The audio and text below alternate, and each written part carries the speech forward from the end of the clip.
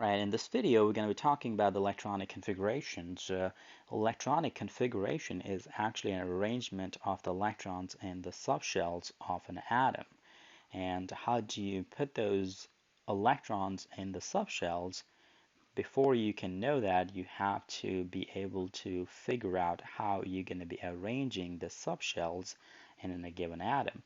And that's called the build-up principle, or also called the Aufbau principle, which says that electrons must be placed in a lower energy shell or lower energy subshells before they can be placed on a higher energy subshell. It's kind of simple. Like you always want to put energy, you always want to put the electrons in the lower energy subshells before you put them on the higher energy subshells. But then the question is, how would you really figure out which subshells will have lower energies and which one will have higher energies? And there are actually two rules that goes with that principle. So the first one says you arrange the subshells in order of increasing energies with their n plus L value. So this is your L right there. So if I have, assume a 1s orbital, and that's 1s subshell, and that's going to be the very first subshell, the n value is going to be 1, and the value of L is going to be 0, because remember, for S subshell, the value of L is 0. And if you have hard time figuring that out, if you have hard time memorizing the values of L for those particular subshells, you may want to go back and watch the other video where I have just talked about the quantum numbers. So the n plus L value here is actually going to be 1. Okay, let me take another one here. Well, what if I take 1p? Well, 1p actually doesn't even exist because n is 1 and L is also 1, so that doesn't even exist. So you also have to keep in mind what exists and what subshells do not exist. So the next one that exists is going to be 2s, and the n value is going to be 2 rather here, and the L value is going to be 0. So the n plus L value is going to be 2 here. So that means 1s is going to be lower in energy than the 2s. And then I can move on and talk about maybe 2p. And in 2p, the value of n is 2 and the value of L is going to be 1.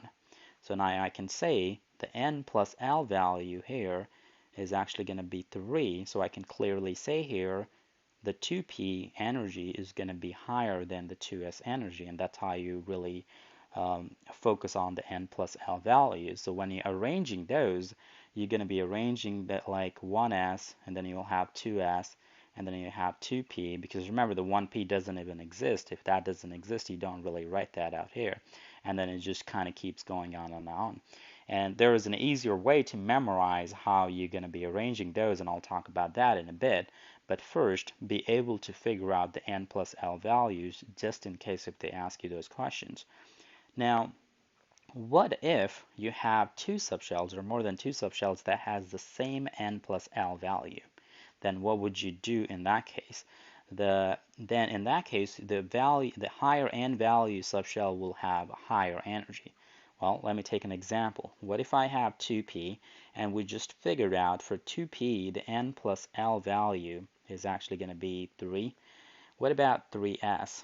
In 3s, the n is 3 and the L is 0, so that means n plus L value is also going to be 3. So if you have a tie in the n plus L values of two subshells or more than two subshells, then the subshell with higher n value will have higher energy. So in this case, when I look at the energy values here, the 3s is going to be higher in energy than the 2p. So I can when I proceed from the 2p, it's going to be 1s, 2s, 2p. After 2p, it's going to be 3s, even though both of those has the same n plus L values. Your 3s will still have higher in energy. So that's how you're going to be figuring out the values of the subshells in terms of the energies. Okay, so then let's try to arrange these in the subshells now. So like I said, you don't want to be memorizing those. There's an easier way to look at these subshells and filling those subshells in the electronic arrangement. So let's assume I have this like in a rough periodic table here. So I know this is my S block right there, and this right there is going to be my D block. This right there is going to be the P block, and on the bottom here is the F block. Okay, and when I look at my periods here on the side, it's going to be 1, 2, 3, 4, 5, 6, 7. So it's 7 periods in the periodic table. And then obviously you have 18 groups in there, so but I'm not going to be worrying about the groups momentarily. So then what would be, so this is your S block here, so I'm just going to write that on the top here maybe. So what would be this going to be, the first one is going to be filled out. So it's in the first period and it's in the S block right there. So it's going to be filling in 1S. Okay, so that's how you're going to be memorizing this. So instead of memorizing it or cramming it, kind of picture this in your mind and try to tie this picture within a real periodic table, because that's what you guys are going to be given. So then this P block, this first one where you have a helium, so this is where the helium is, and this is the only exception, even though helium is placed in the P block, but it still fills in a S subshell. So this one still fills in a 1S, so that's the only exception you have at this moment. Okay, then you come back here, you don't have anything, but you got this 2 now, so on the 2 you're going to be filling in the 2S. You don't have anything on the D yet, so then you move along, so you're filling in the 2P here. Alright, so then once you're done with the 2P, then you come back here on the S block, starting with the third period, you're going to be filling in 3S. Nothing in the D yet. Alright, so then after moving along on the P side, you're going to be filling in 3P here. So that's how the orbital, that's how the subshell arrangement's going to be. And then after done with 3P, come back to the S block side, and now you're starting with the fourth period, or you're starting out with the fourth period, it's going to be 4S, and now you can clearly see how the D starts filling in. Now, the first subshell that fills the D is going to be 3D. It's not, even though it's on the fourth shell, but it's still going to be the 3D that gets filled first. So that's one thing you guys want to make sure you keep in mind. That's the 3D that gets filled first. Okay, and then after 3D, you have 4P here. The rest of the order still stays the same. Then you come back here on the fifth period. On the S block, you're going to be filling in 5S. And what's going to be in the D block now? Well, you filled 3D first. Now you're going to be filling in 4D. And then on the P block, you're going to be filling in 5P. And then you come back here onto the S block here. So this is going to be your 6S. So it goes in an order if you really pay close attention to it. So it's not going to be that difficult once you kind of see the pattern here. Now after 6S, you can see this pink blob here that I have drawn. And on this, like when you look at these elements, there is going to be like 14 elements skipped here. That's because they're placed in the first F block, all right, first period of F block. So after filling in 6S, you actually fill in the F, which the first F subshell that's going to be filled in is going to be 4F. All right, so after 6S, you fill in 4F, and then after 4F, you fill in 5D. Then you go back to your D, and then it's going to be 6P, and then you come back to your seventh period, which is going to start with 7S, and now you're going to fill in the second F period you have on the F block, and that's going to start with 5F, and then you're going to have 6P in there, and that's pretty much it. That's usually ends up the periodic table right there. So sometimes they do ask you this question, like which particular subshell is filled in the D block first. All right, that's going to be your 3D. All right, or which particular subshell is filled in the F block first, and that's going to be your 4F. All right, or the question could have been like, which particular subshell is filled in the P block first? Well, it's going to be 2P. So it kind of goes in an order. So you have 1S, and then You have 2p, that's the first one, then you have 3d, that's the first one, and then you have the 4f, that's the first one. So once you have this picture in mind, it's easier to write the electronic configurations. So let's say I write the electronic configuration for hydrogen. Now if you go and look up in the periodic table, the hydrogen has an atomic number of 1, so that means it's going to be right here. All right, so maybe I'll just make a circle right there. So it's only going to be filling in the very first subshell, which is going to be 1s. All right, so I'll just go ahead and write down as 1s.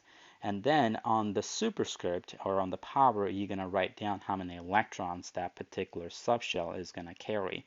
And in this particular case, hydrogen has only one atomic number, means it's going to be needing only one electron. So it's going to be 1s1.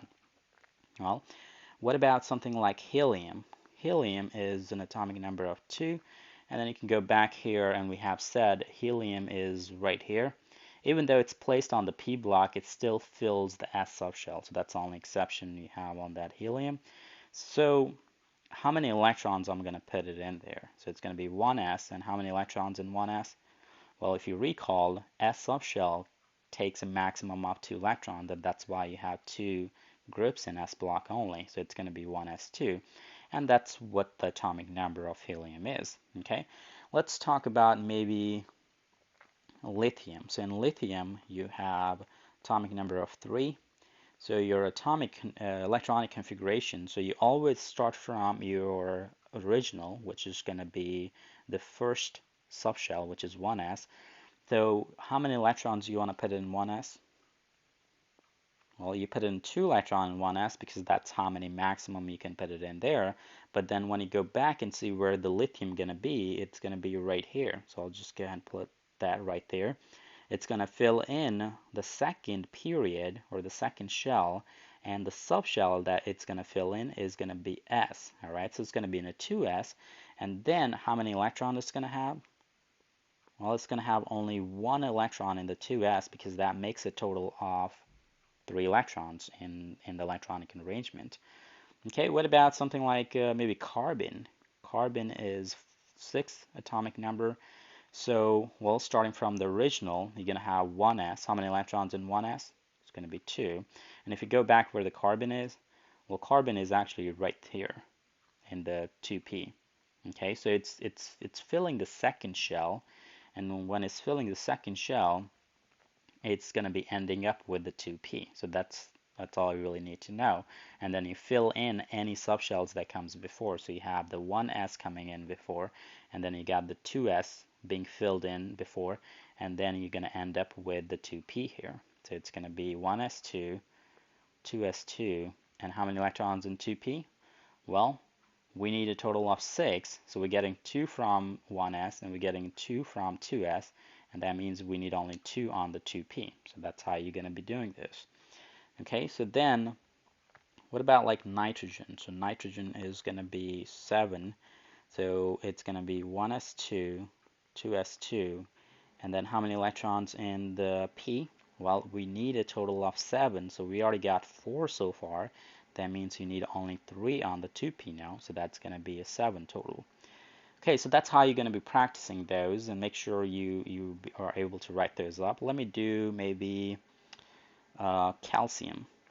Okay, so calcium is actually 20. And if I go back here, and if you look in your periodic table as well, calcium is going to be right here.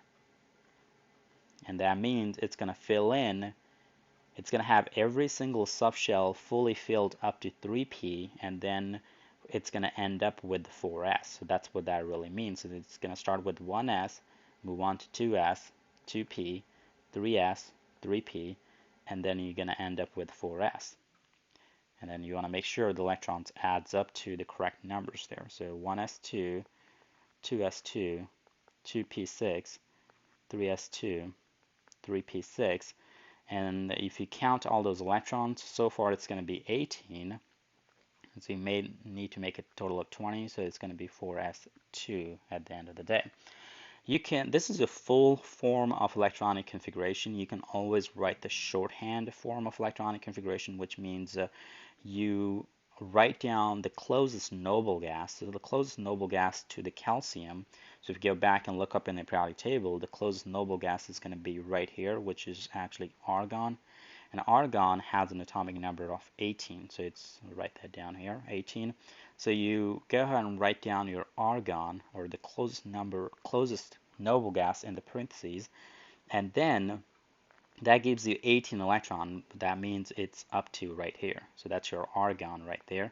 And then you can just go and write down 4s2. So that's a shorthand form of writing electronic configurations. Okay, what about something like chromium? Well, before actually I do chromium, I want to do manganese. So manganese has an atomic number of 25, and I can double check that in the periodic table. Okay, so that's 25. So if I go back, it's going to end up right here. It's going to end up right in the middle of the 3D. So that's where the 25 manganese is. So that means the last subshell this manganese is going to fill would be the 3D. Sometimes they just even ask you that kind of question. What's the last subshell a particular element fills? So you write an electronic configuration, and whichever the last one is, that would be your answer. So in this case, it's going to be 1s2, 2s2, 2p6, 3s2, 3p6, 4s2. So that's up to 20. So to get to 25, the next one that gets filled is the 3D. So make sure you kind of go back and you'll be able to look after 4s. When you move on to the D block, the first D block that gets filled is the 3D. So it's going to be getting in 5 electrons in there. So that's going to be the manganese. If I want to write that in the shorthand, it's going to be, up to this point is argon. So that's your closest noble gas. And then you'll have 4s2, 3d5 after that. Okay. All right, so this is a general rule in writing electronic configuration. If you follow this pattern, it's not going to be that hard. I will talk about a couple of exceptions there. The first exception comes from the chromium. Chromium is actually 24. Okay, so when you write the electronic configuration, it's going to be 1s2, 2s2, 2p6, 3s2, 3p6. And if you write it just in regular trend, it should have been 4s2 and 3d4. But instead of being 4s2, 3d4, it actually flips where it's going to be 4s1 and 3d5. Okay, now the reason why that really happens is because half-filled orbitals are more stable. And I'll tell you what that really means. Well, let me ask you this question. How many orbitals you have in 4s and how many orbitals you have in 3d? Well, 4s, since it's an s subshell, it's going to have only 1 orbitals. That's why it has only 2 electrons in the s subshell. So this is your 4s, assume. And in 3d, how many orbitals are you going to have? Well, if you recall correctly, it's going to have 5 orbitals in there. So let me just make the 5 boxes in there. So it's going to be 3d in here. So if I have 4s2 and 3d4 momentarily, then I would have 2 electrons in 4s, and then I have 4 electrons in 3d.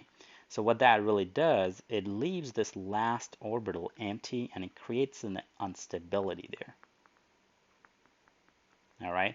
So since that instability is created, one of the electrons from the 4s jumps onto this 3d here. So now everything is half filled. So if I redraw everything here, so this is your 4s and this is your 3d, everything is going to be half filled. So that's why it's not 4s2 3d4, but instead it's 4s1 3d5. So make sure you know the exception, and anything below chromium follows the same exception, which is the MO and tungsten. They follow same rule as that of chromium. Okay, so make sure you have that in mind. And then the second exception I really want to talk about is the copper.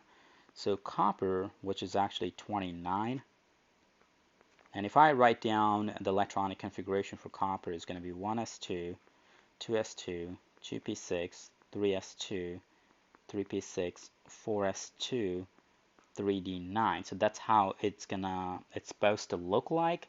But then again, what really happens, one of the electron from the 4s jumps onto the 3d and it makes it 4s1 3d10.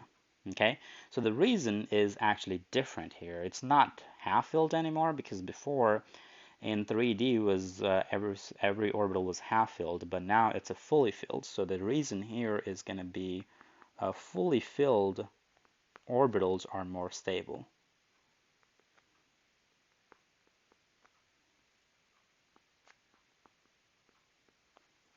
Okay, so then if I draw this out in 4s2 here, and then you have, let's say this is my 3D here. So this is 3d9 and this is 4s2. So I'll have 2 electrons there, and then first you want to half filled every d orbital before you start pairing them up.